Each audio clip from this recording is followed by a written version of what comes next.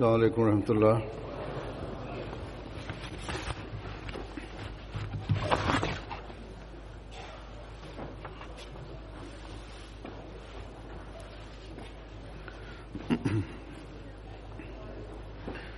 أشهد أن لا إله إلا الله وحده لا شريك له وأشهد أن محمدا عبده ورسوله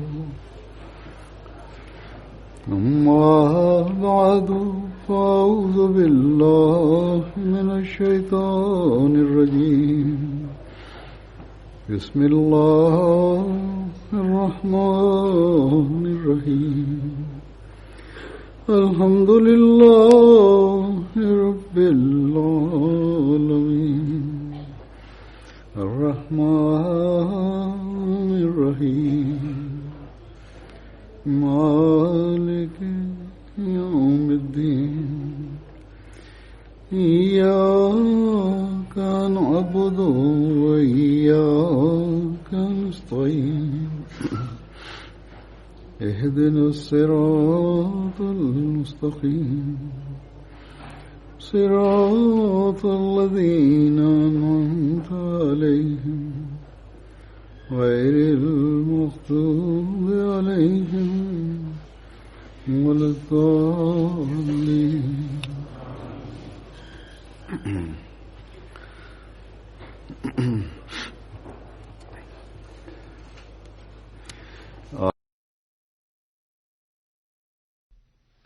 Pada hari ini dengan karunia Allah Ta'ala, jalsah Anda telah dimulai. Hadrat Masih Maud alaihi salam menamai jalsah sebagai pertemuan murni keagamaan.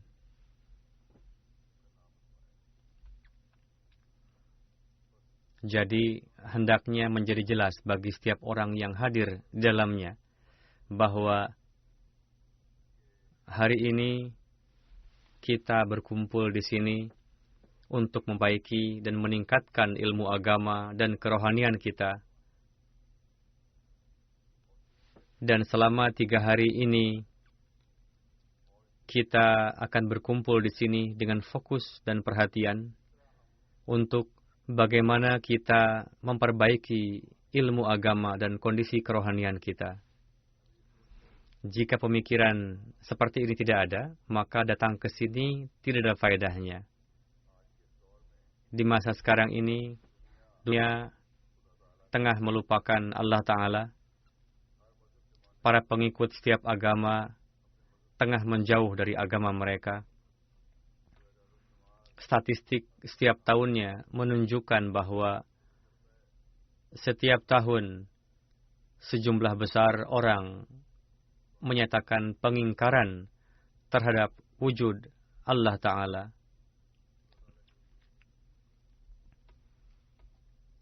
Hingga kondisi Islam sendiri pun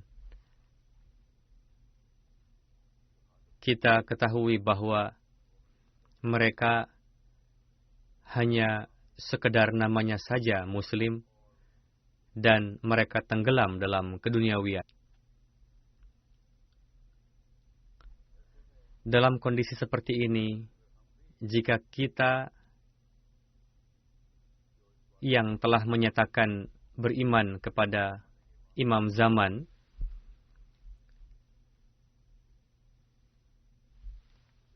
kita telah menerima beliau alaihissalam yang sesuai dengan nubuatan hadrat Rasulullah sallallahu alaihi wasallam, telah diutus oleh Allah Ta'ala untuk melakukan pembaharuan agama di zaman ini, dan kita berjanji untuk menyempurnakan misi Masih Maud alaihissalam dan Mahdi Ma'ud alaihissalam ini.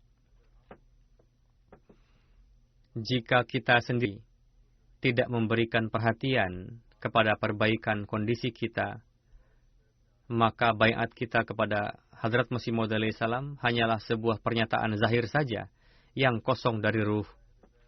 Janji baiat kita hanya benar janji yang tidak kita tunaikan. Berkumpulnya kita di sini untuk jalsah hanyalah seperti perkumpulan duniawi saja. Walhasil, sangat penting bagi setiap Ahmadi untuk merenungkan hal ini.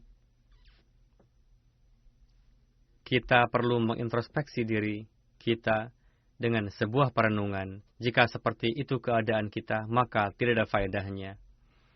Hadrat Masih Maud alaihi salam telah menyampaikan kepada kita apa yang menjadi tujuan penyelenggaraan jalsah. Jika kita mengintrospeksi diri dengan merenungkan tujuan-tujuan tersebut, maka kita tidak hanya akan memenuhi tujuan dari 3 hari jalsah ini dan meraih doa-doa Hadrat Masih Maud alaihi salam untuk orang-orang yang hadir dalam jalsah ini. Lebih dari itu, kita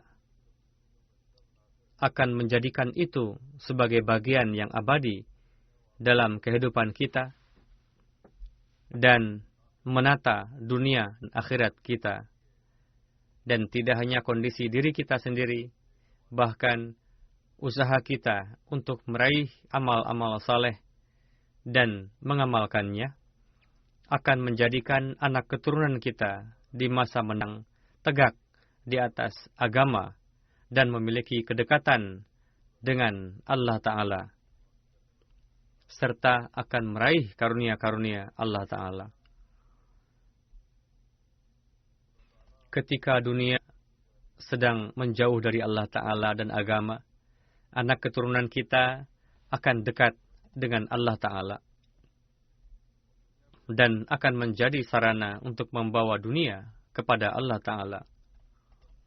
Wasil, jika kita ingin memenuhi janji baiat dan menyelamatkan anak keturunan kita, maka kita perlu untuk mengedepankan tujuan-tujuan dari pelaksanaan jalsah ini. Perlu bagi kita untuk melewati 3 hari jalsah ini dengan janji bahwa sekarang perkara-perkara ini akan senantiasa menjadi bagian dari kehidupan kita.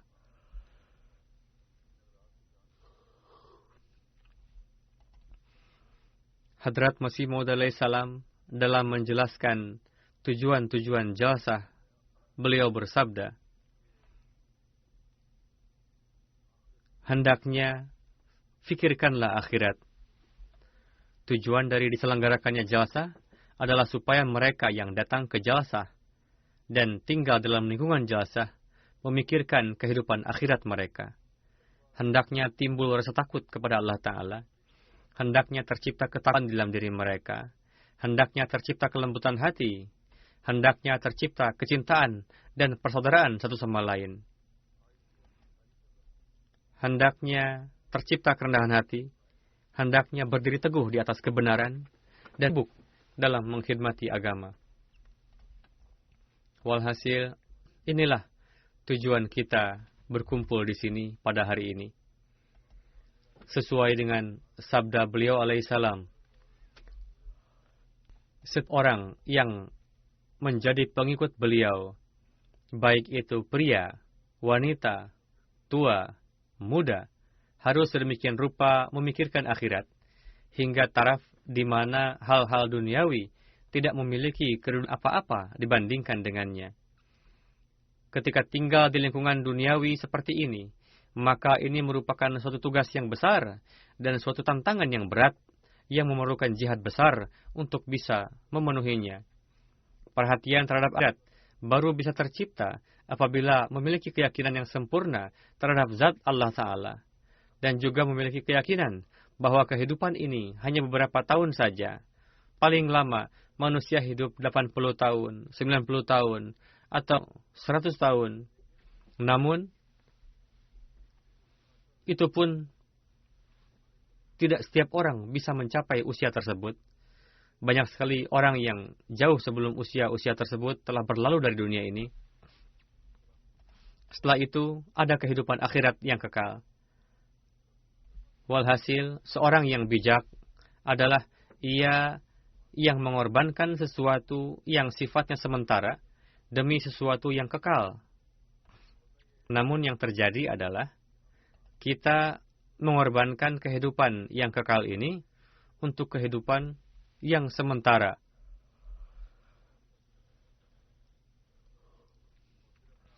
Dan kemudian orang duniawi ini menganggap dirinya sebagai paling bijak. Walhasil, seorang mukmin melakukan kebalikannya dari itu, dan memang harus demikian. Dengan begitu barulah bisa dikatakan sebagai seorang mukmin. Ia memiliki rasa takut kepada Allah Ta'ala di dalam hatinya. Kecintaan kepada Allah Ta'ala unggul di atas semua kecintaan duniawi.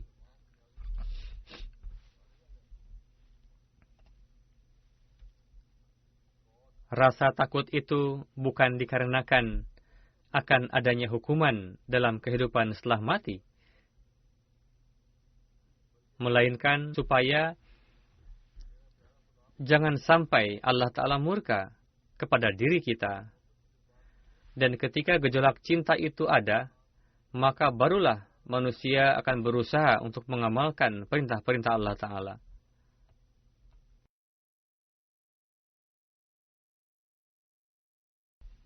Setiap amalannya di dunia ini dilakukan dengan memperhatikan akhirat.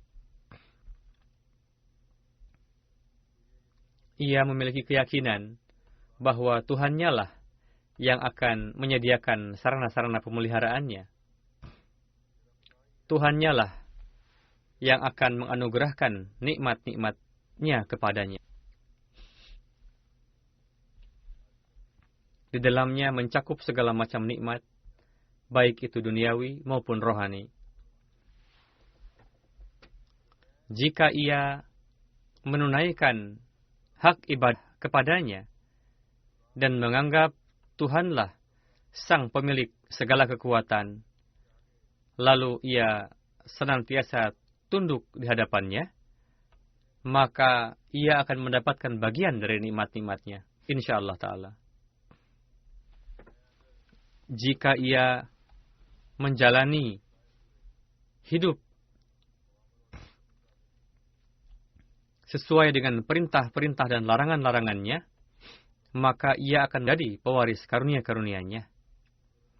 Jika ia taat sepenuhnya pada Allah Ta'ala dan tegak di atas ketakwaan, memenuhi hak Allah Ta'ala dan hak hamba-hambanya, maka Allah Ta'ala akan ridho kepadanya.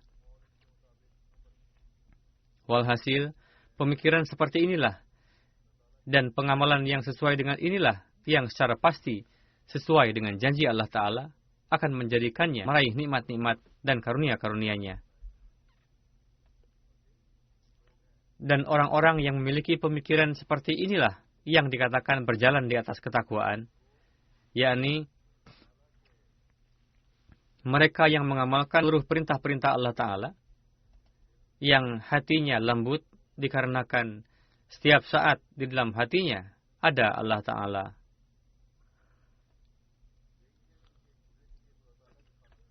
Yang memiliki kecintaan satu sama lain demi Allah Ta'ala,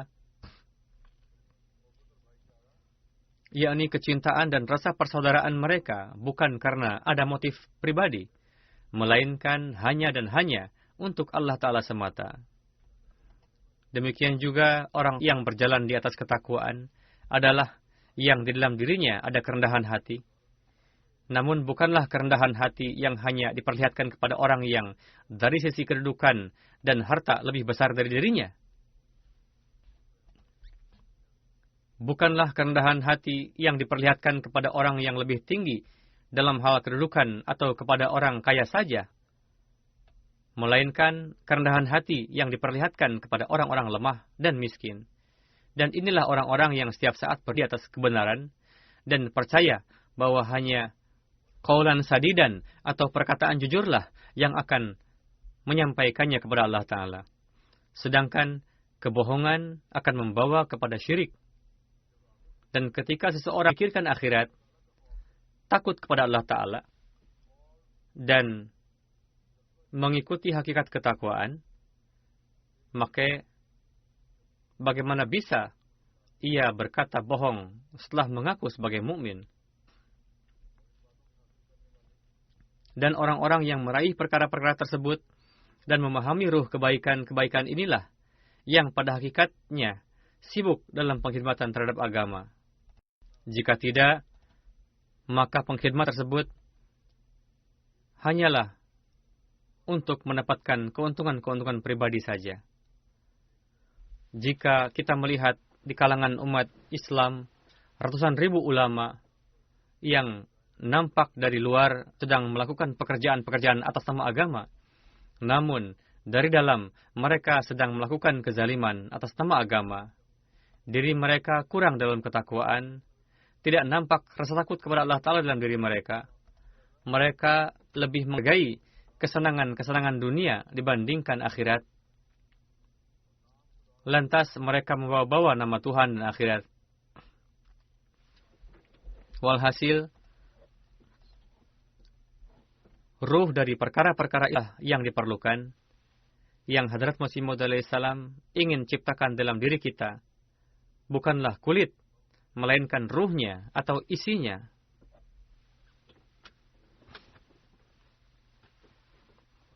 Kita harus mengintrospeksi diri kita dengan memperhatikan apakah kita ikut serta dalam jalsah dengan niat seperti itu, dan apakah di dalam diri kita ada suatu gejolak untuk meraih tujuan-tujuan itu. Jika dikarenakan kelemahan-kelemahan manusiawi di masa lalu dari diri kita ada kesalahan-kesalahan dan kekurangan-kekurangan untuk meraih hal-hal tadi, maka di masa mendatang, dekade yang baru, kita harus siap untuk berusaha semaksimal mungkin menciptakan kebaikan-kebaikan tersebut dan menegakkannya.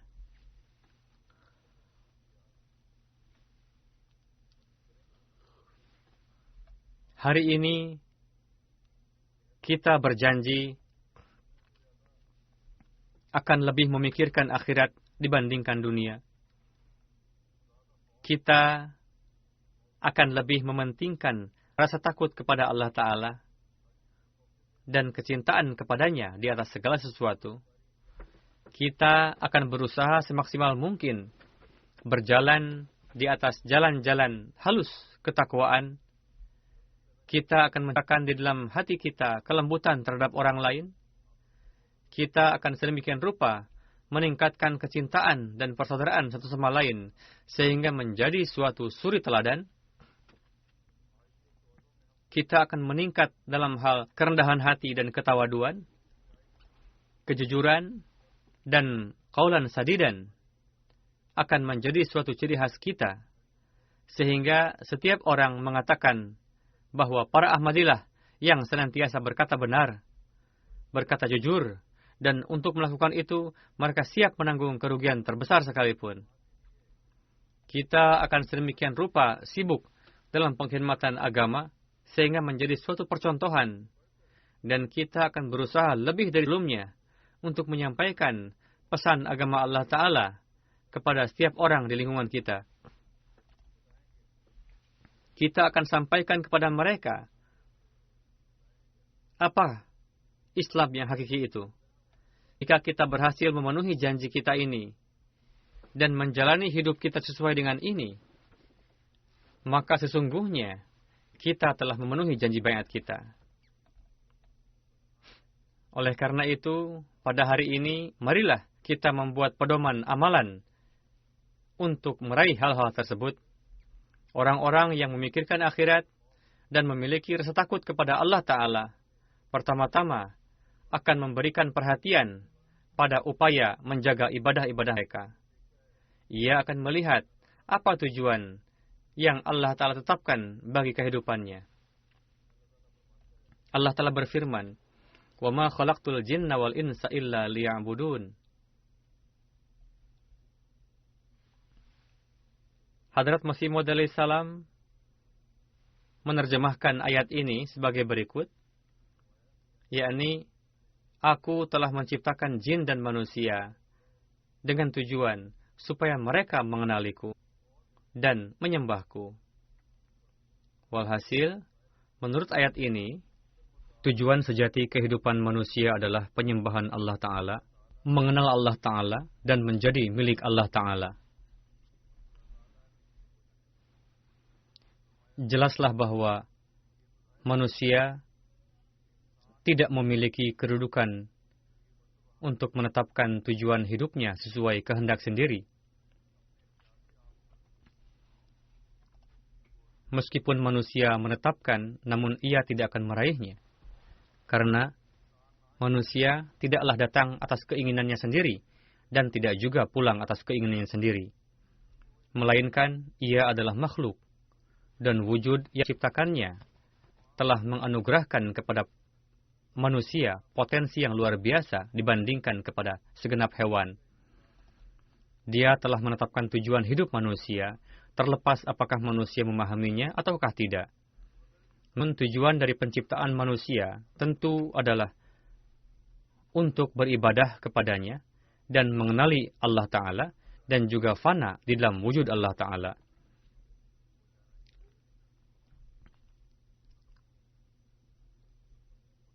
Apakah cara ibadah dan penyembahan yang diajarkan Tuhan kepada kita? Yakni mendirikan salat. Allah Ta'ala berfirman, Inna salata kanat alal mu'minina kitaban mawquta. Yakni sesungguhnya salat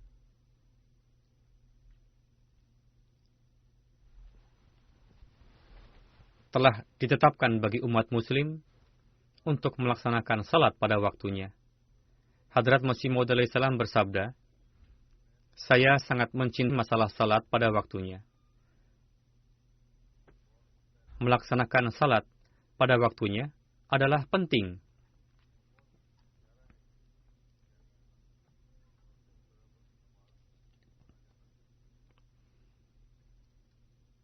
Namun pada zaman ini kita perhatikan, karena alasan yang sepele saja, seringkali manusia tidak memperdulikan untuk salat pada waktunya. Dan tidak hanya itu, bahkan ada juga yang tidak melaksanakannya sama sekali. Alih-alih melaksanakan 5 waktu, malah 4 atau 3 waktu. Dia memperlihatkan kemalasan, padahal Allah Ta'ala telah memperlihatkan kepada orang mukmin untuk menjaga salat 5 waktu. Allah Ta'ala berfirman,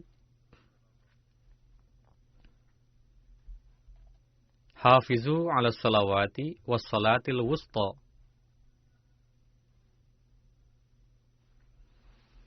Yakni, jagalah salat, khususnya salat yang berada di pertengahan. Namun, sebagian orang terkadang disebabkan oleh pekerjaan atau bisnis meninggalkan salat zuhur dan asar. Kadang disebabkan oleh acara TV atau acara pribadi lainnya.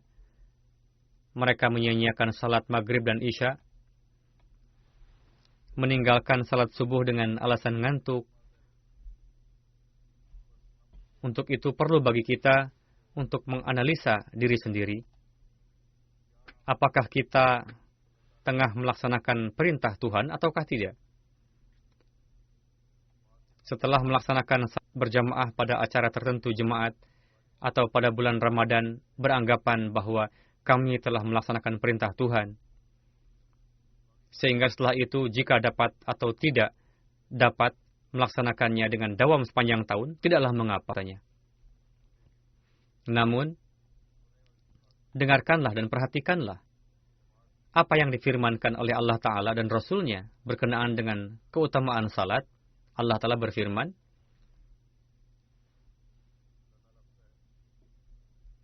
Innama ya'muru masajidallahi man amana billahi wal yaumil akhir.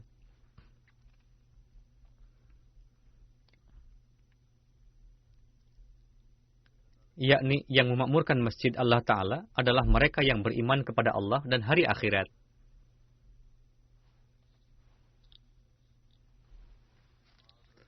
Hadrat Rasulullah bersabda, ketika kalian melihat seseorang pulang pergi untuk melaksanakan salat di masjid, berikanlah kesaksian terhadap status mukminnya orang tersebut, karena Allah Ta'ala berfirman bahwa yang memakmurkan masjid Allah adalah mereka yang beriman kepada Allah dan akhirat.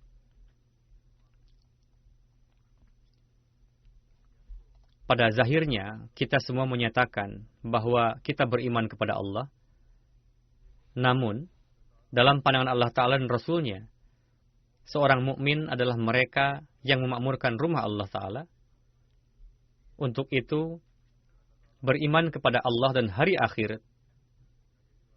Di sini menjadi jelas bahwa tidak cukup dengan hanya datang ke masjid saja. Bahkan perlu untuk datang ke masjid disertai dengan keyakinan terhadap Allah Ta'ala dan hari akhirat. Barang siapa yang melakukan demikian, maka akan memiliki rasa takut kepada Allah Ta'ala. Dan setelah datang di masjid, dia tidak akan menciptakan kerusuhan. Mereka tidak akan tergolong ke dalam jamaah salat, yang salatnya menjadi penyebab turunnya laknat baginya. Alih-alih meraih keredaannya, jamaah salat seperti itu akan menarik murka ilahi. Namun, mereka yang memperhatikan akhirat dan memiliki rasa takut kepada Allah, merekalah yang memiliki ketakwaan sejati. Hanya lembut, dan di dalamnya dipenuhi rasa cinta, kasih sayang, dan persaudaraan. Di dalam dirinya terdapat kerendahan hati, teguh dalam kebenaran, menabligan ajaran Islam yang damai.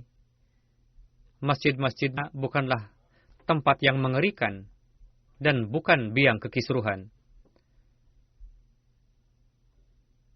Untuk itu Allah Ta'ala berfirman, berdirilah untuk salat hanya di masjid yang pondasikan takwa, bukan masjid yang dibangun untuk menciptakan kekacauan. Barang siapa yang memakmurkan masjid sembari teguh di atas ketakwaan, mereka juga akan memenuhi kewajiban hukukullah dan hukukul ibad.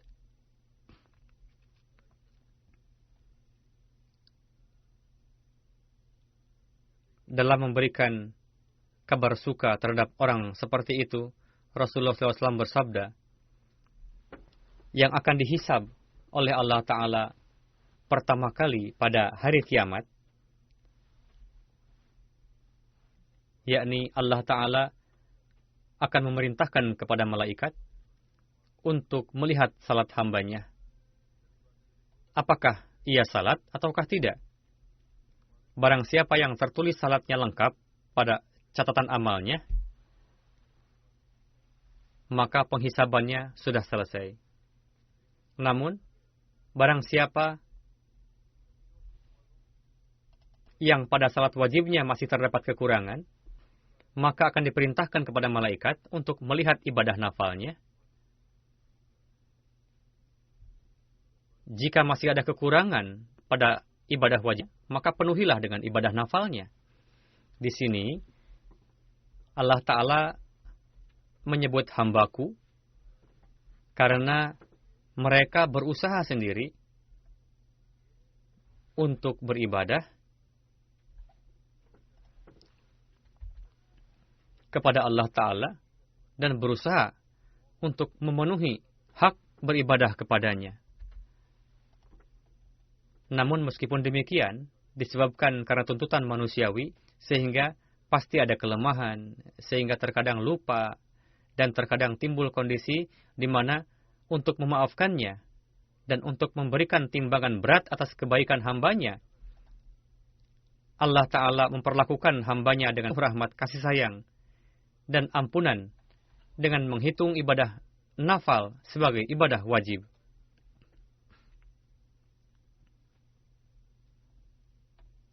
Sekarang perhatikanlah, orang yang melaksanakan ibadah nafal adalah mereka yang dengan penuh ketulusan memiliki rasa takut kepada Allah Ta'ala. Ibadah nafal bukanlah ibadah yang dilakukan di luar, di tengah keramaian, melainkan dilakukan dengan dalam kesendirian dan tersembunyi. Kebaikan ini dilakukan oleh orang yang takut kepada Ta'ala, dan merekalah yang disebut hambaku oleh Allah Ta'ala. Dari hamba-hamba tersebut bisa saja timbul kekeliruan, namun kekeliruan itu tidak berlangsung terus-menerus. Mereka berusaha memperbaiki kekeliruan itu. Demikianlah perlakuan kasih sayang Allah Ta'ala. Di satu sisi diberitahukan bahwa salat bukanlah sesuatu yang sepele. Salat seseorang akan dihisab paling awal. Untuk itu, berikanlah perhatian untuk melakukannya. Seiring dengan itu, dikatakan juga bahwa jika sembari melangkah di atas jalan takwa dan berusaha untuk memenuhi hak ibadah kepada Aku, maka ibadah nafal yang kalian lakukan, ganjarannya akan terhitung sebagai ibadah wajib, dan Aku akan tutupi kamu dengan cadar ampunanku. Jadi, di mana terdapat kabar suka tersebut, dan diberikan harapan untuk pengampunan, sana untuk menarik karunia Allah Ta'ala, telah ditekankan untuk melaksanakan ibadah-ibadah nafal. Alhasil, mukmin adalah mereka yang memiliki rasa takut kepada Allah Ta'ala, dan demi untuk menarik karunia-Nya, di satu sisi dia menaruh perhatian terhadap ibadah fardu, dan di sisi lainnya juga terhadap ibadah nafal, yang dengannya kekurangan yang terdapat dalam ibadah fardu dapat terpenuhi. Jadi merekalah orang-orang yang memiliki rasa takut sejati terhadap Allah, melangkah di atas takwa, dan berkat ketakwaan itulah ia menaruh perhatian untuk melakukan kebaikan-kebaikan lainnya. Hatinya lembut kepada satu sama lain, alih-alih saling menuntut balas. Perhatian mereka tertuju untuk memaafkan satu sama lain. Untuk meraih kasih sayang ilahi, mereka memperlakukan satu sama lain dengan kasih sayang. Dalam hati mereka timbul kerendahan hati, timbul ruh pengorbanan demi satu sama lainnya. Untuk itu, setiap kita perlu untuk menganalisa diri. Apakah hal-hal tersebut ada dalam diri kita? Yakni seorang hamba yang hakiki selalu berusaha untuk menyerap berbagai jenis kebaikan. Jika dalam diri seseorang tidak terdapat gejolak rasa cinta untuk saudaranya, berarti tidak terdapat ketakwaan hakiki dalam dirinya. Barang siapa yang tidak ada kelembutan hati dirinya, hendaknya mengkhawatirkan keadaan seperti itu. Barang siapa yang di rumahnya, istri dan anak-anaknya merasa tidak nyaman, berarti orang seperti itu kosong dari ketakwaan. Begitu juga para istri yang tidak memenuhi hak suami dan anak-anaknya, malah menuntut hal-hal yang tidak jaiz, berarti hatinya kosong dari ketakwaan. Jadi, dalam hubungan sesama, barang siapa yang memperlakukan dengan kecintaan dan kelembutan demi Allah Ta'ala, merekalah yang teguh di atas ketakwaan sejati. Hadrat Rasulullah SAW bersabda, pada hari kiamat Allah Ta'ala akan berfirman, di manakah mereka yang saling mencintai satu sama lain demi untuk kemuliaan dan keluhuranku? Dan pada hari ini tidak ada naungan lain selain naunganku pada hari kiamat. Aku akan memberikan tempat kepada mereka dalam naungan rahmatku. Barang siapa yang melaksanakan perintahnya demi Allah Ta'ala, memiliki gejolak kecintaan terhadap satu sama lain, merekalah yang menarik kasih sayang Allah Ta'ala. Dengan kata lain, barang siapa yang tidak melakukan demikian, maka mereka dapat menjadi sasaran murka ilahi. Untuk itu, setiap kita perlu untuk menciptakan ruh dalam diri. Kita menyuarakan moto Love for all, hatred for none. Perlu bagi kita untuk pertama-tama menzahirkan moto tersebut dalam keluarga dan lingkungan kita, supaya kita menjadi orang yang menyampaikan tersebut kepada dunia dalam corak yang hakiki. Dan ini merupakan amalan yang dengan sedikit usaha saja, tanpa memerlukan satu mujahadah, kita dapat meraih tempat di bawah naungan rahmat ilahi. Nasihat yang Rasulullah sampaikan dalam berbagai kesempatan untuk menegakkan dan meningkatkan kasih sayang, rasa cinta, dan persaudaraan. Berkenaan dengan itu, Rasul pernah bersabda, Sang muslim adalah saudara muslim lainnya. Ia tidak berbuat aniaya kepadanya dan tidak juga meninggalkannya sendiri. Barang siapa yang memenuhi kebutuhan saudaranya, Allah Ta'ala akan memenuhi kebutuhannya. Barang siapa yang menjauhkan musibah dari seorang muslim, maka Allah Ta'ala akan mengurangi satu musibah di antara musibah-musibahnya pada hari kiamat. Barang siapa yang menutupi kelemahan orang lain, maka pada hari kiamat Allah Ta'ala akan menutupi kesalahannya. Allah Ta'ala memandang kita dengan pepandangan kasih sayang dan rahmat-Nya kepada kita dalam berbagai cara. Memberikan sarana pengampunan kepada kita. Manusialah yang memancing murka ilahi disebabkan oleh ketidaklayakannya, egoisme, dan sifat yang keras kelak. Jadi, sangat mengkhawatirkan dan harus menjadi bahan pemikiran pada hari-hari jalasa ini, di mana gejolak dan pikiran kita tengah condong pada kebaikan. Kita datang ke sini disertai pemikiran bahwa kita akan menghadiri jalsah, mendengarkan perkara-perkara kebaikan. Untuk itu kita hendaknya menganalisa diri. Seiring dengan hukukullah, berikan juga perhatian pada pemenuhan hukukul ibad. Berusahalah untuk mengikat kelembutan hati, mencintai sesama, dan kerendah hatian. Menjadi satu keperluan bagi kita karena kita telah mengikat janji baiat kepada Hadrat Masih Maud alaihi salam.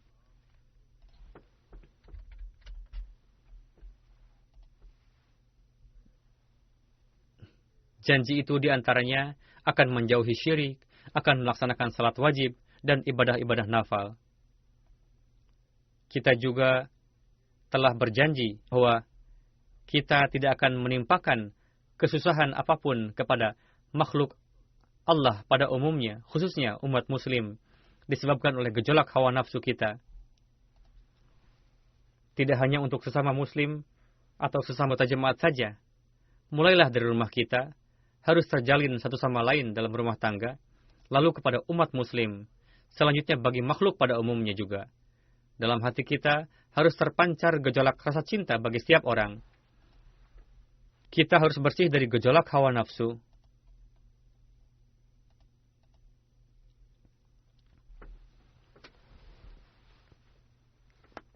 Kita harus memperlakukan bawahan dengan baik, sehingga bawahan kita dapat mengukur kepribadian kita jika mereka ingin.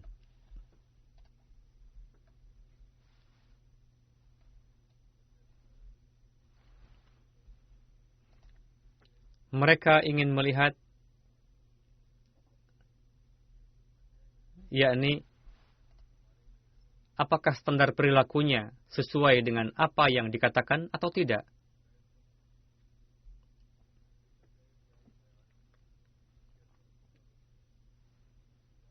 Jika memang standarnya sesuai dengan apa yang mereka saksikan, baru kita dapat menyatakan bahwa kita adalah mukmin hakiki dan melaksanakan hak baiat.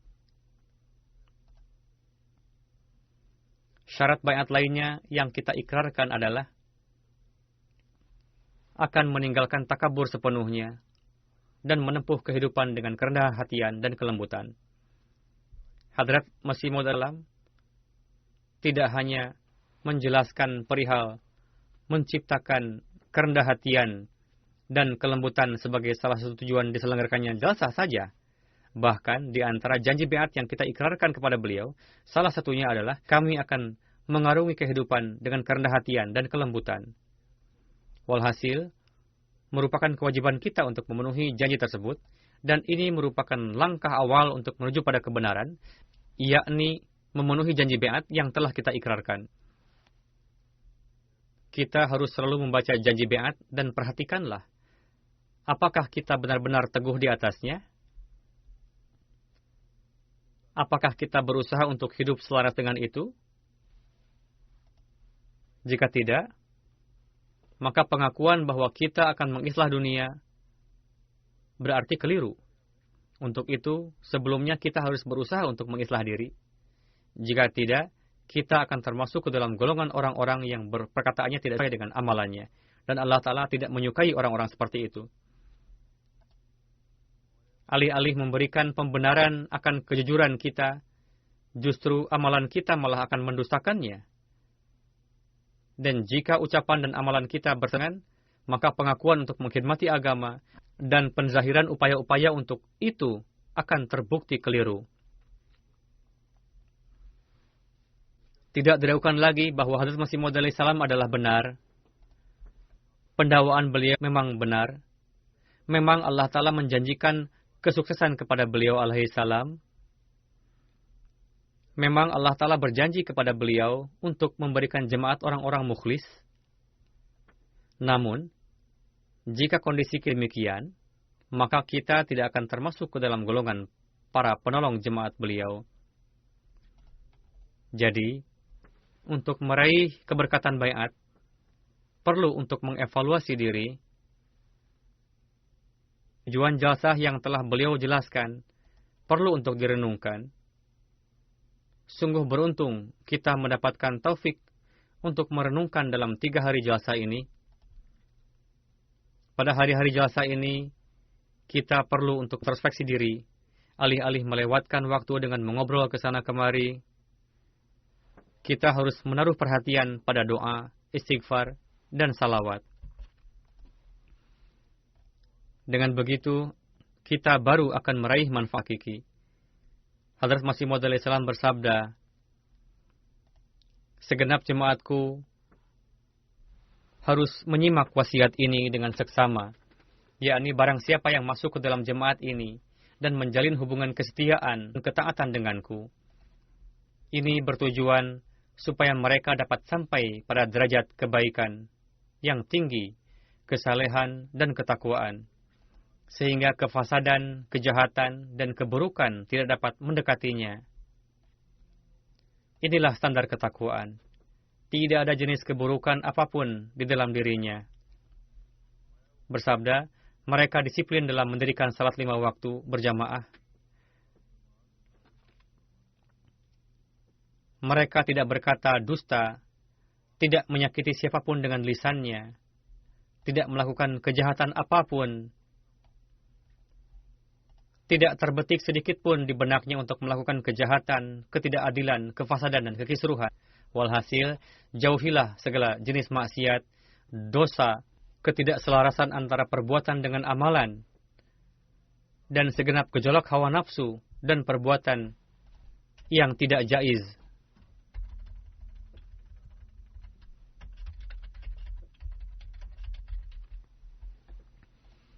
Jauhilah segala jenis keburukan dan gejolak hawa nafsu. Jadilah hamba Allah Ta'ala yang berhati suci, rendah hati, dan pada keburukan. Jadilah orang yang hatinya suci, tidak ada keburukan, rendah hati, dan tidak ada fitrat buruk dalam wujudnya. Hendaknya rasa simpati terhadap segenap manusia menjadi prinsip hidupnya. Takutlah kepada Allah Ta'ala. Selamatkanlah lidah, tangan, dan pemikiran dari segala jenis kekotoran, perbuatan fasad, dan pengkhianatan.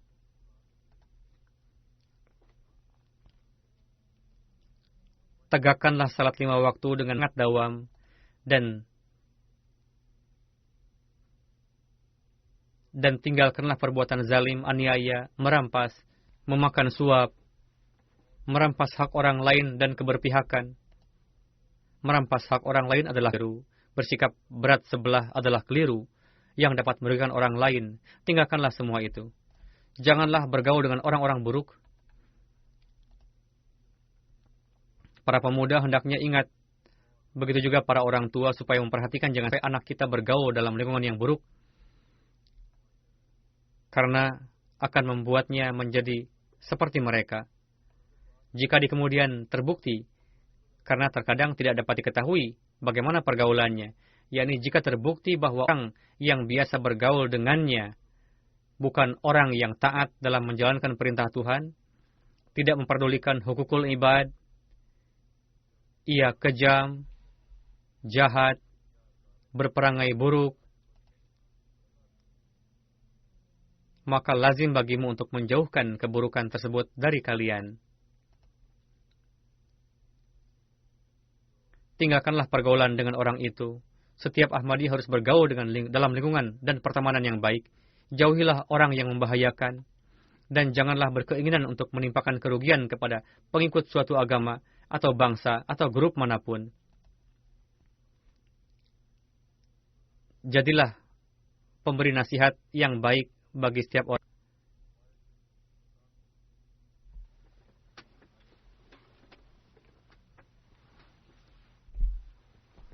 Jika ingin memberikan nasihat, maka jadilah penasihat sejati yang memberikan nasihat layaknya penasihat yang baik. Yakni, ucapan dan perbuatan kalian harus sedemikian rupa, sehingga nasihat yang disampaikan dapat berpengaruh baik, dan tidak ada sikap berat sebelah. Hendaknya sekali-kali jangan sampai orang-orang jahat, buruk, pengacau, dan berperangai buruk berada dalam perkumpulan kalian. Dan jangan sampai orang seperti itu tinggal dalam rumah kalian, sehingga suatu hari dapat menyebabkan kalian tergelincir. Adalah lazim bagi setiap individu dalam jemaatku untuk mengamalkan segenap wasiat ini, dan hendaknya dalam perkumpulan-perkumpulan kalian tidak ada kekotoran, sibuk mengolok-olok dan mencemooh. Melangkahlah di bumi ini dengan kebaikan hati, kesucian fitrat, dan pemikiran bersih. Janganlah menyerang siapapun dengan cara-cara yang tidak jaiz. Redamlah gejolak nafsu. Jika ada perbincangan masalah agama, berbincanglah dengan menggunakan kata-kata yang lembut dan cara-cara yang beradab. Jika ada yang bersikap bodoh, maka ucapkan salam, lalu tinggalkan perkumpulan seperti itu. Allah menghendaki untuk menjadikan kalian sebagai sebuah jemaat yang dapat menjadi teladan dalam hal kebaikan dan ketakwaan bagi segenap dunia. Berhati-hatilah, dan jadilah orang yang pada kenyataan baik hati, rendah hati, dan saleh. Kalian akan dikenali dengan salat 5 waktu dan kondisi akhlak. Apa yang menjadi tanda pengenal kalian? Yakni, kalian melaksanakan salat 5 waktu dengan dawam, dan akhlak kalian sangat luhur. Jika semua ini terlahir dalam diri kalian, maka ketahuilah bahwa kamu telah memenuhi hak baiat. Barang siapa yang di dalamnya terdapat benih keburukan, ia tidak akan teguh dalam nasihat ini.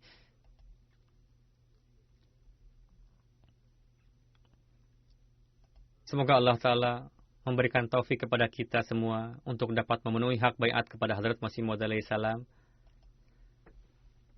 Semoga kita dapat memenuhi segala nasihat dan harapan beliau. Dan semoga kita dapat meraih manfaat sebanyak-banyak dari jelasah ini, sehingga menjadi orang-orang yang menata kondisi ruhani, akhlaki, dan keilmuan kita. Dan semoga kebaikan-kebaikan tersebut senantiasa teguh dalam diri kita. Amin.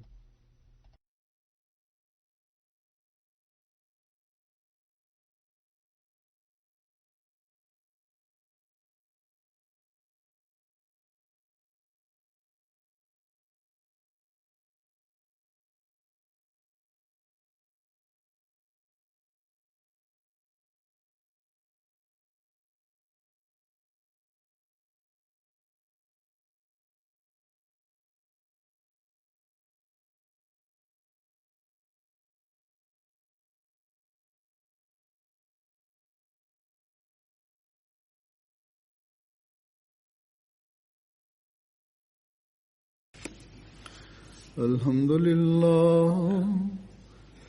لله نحمده ونستعينه ونستغفره ونؤمن به ونتوكل عليه ونعوذ بالله من شرور أنفسنا ومن سيئات أعمالنا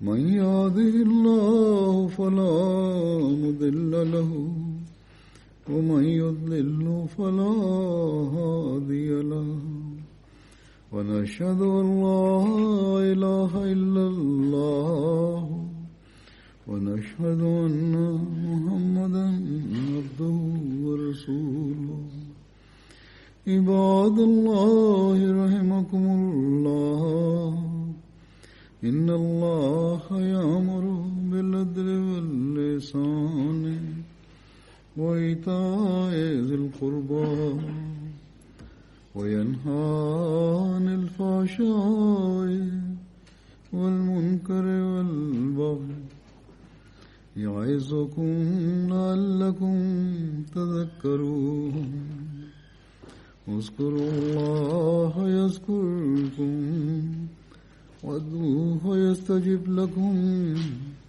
ولذكر الله أكبر